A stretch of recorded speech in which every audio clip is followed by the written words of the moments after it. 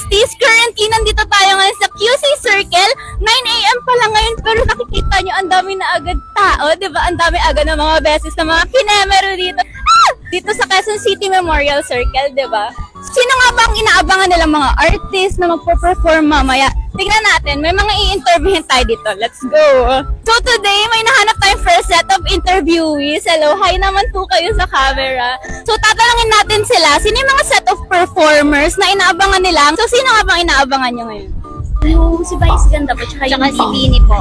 Vice Ganda and Bini daw ang inaabangan nila. Since si Vice Ganda and ang Bini ang inaabangan nila, meron ba kayong sample dyan kung paano nyo mapakakanta yung mga kanta ng Bini? Let's go! Kaya natin yan! 1, 2, 3, go!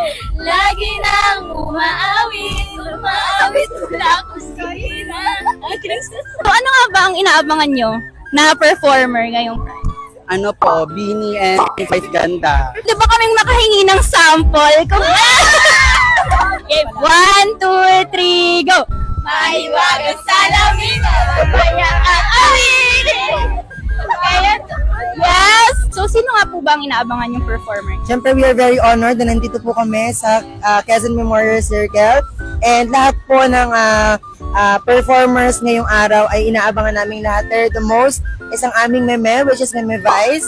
We are very excited na makita siya in person na mag-perform in the Pride Love Laban to Everyone 2024. Yung baka meron kayong kanta na alam ni Meme Vice, ganun. Sample naman para pakita natin sa mga viewers. 1, 3, go!